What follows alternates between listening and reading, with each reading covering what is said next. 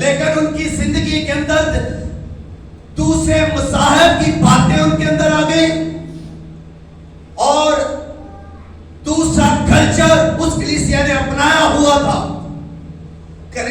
کرنتھس کا اس وقت کا جو حال ہے وہ یہی تھا کہ کرنتھس کے اندر کاروبار عروج پر تھا, تجارت ہو رہی تھی, ان کے معاشی حالات بڑھ رہے تھے. اس کرنتھس کے اندر بہت سارے لوگ, بہت سارے مذاہب رہتے تھے اور وہاں پر آ کر وہ تجارت بھی کرتے اور وہاں پر آ کر وہ اپنی تعلیم بھی دیتے.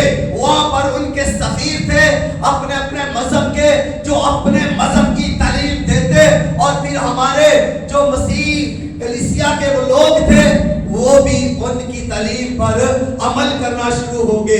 جو سنیں گے وہی کریں گے. وہ تعلیم سنتے اور بدعتوں کو اپنا لیتے. اس لیے پالوس رسول کو جب یہ پتا چلا کہ کلیسیا کے اندر بدعت آ گئی ہے, کلیسیا کی حالت بگڑتی جا رہی ہے, کلیسیا گرتی جا رہی ہے, کلیسیا اپنا معیار کھوتی جا رہی ہے, کلیسیا کے اندر سست بنا گیا ہے, کلیسیا کے اندر پیسے اور تجارت کی ہوس بڑھ گئی ہے, کلیسیا گر چکی ہے, تو پالوس رسول کو یہ خط کلیسیا کے لیے لکھنا پڑا اور اس میں وہ بات یہ لکھتے ہیں کہ راست باز ہونے کے لیے ہوش میں آؤ.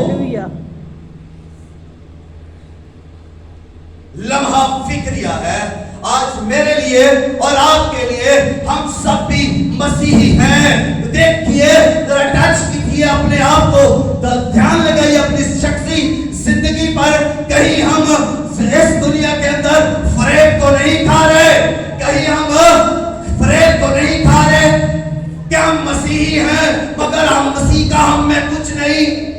ہم فریب تو نہیں کھا رہے. ہماری سوسائٹی کیسی, ہم کہاں اٹھتے اور بیٹھتے ہیں, ہمارا چال چلن اور ہمارا رویہ, ہماری عادتیں, ہماری گفتگو کیسی ہے, چیک کرنے کی ضرورت ہے.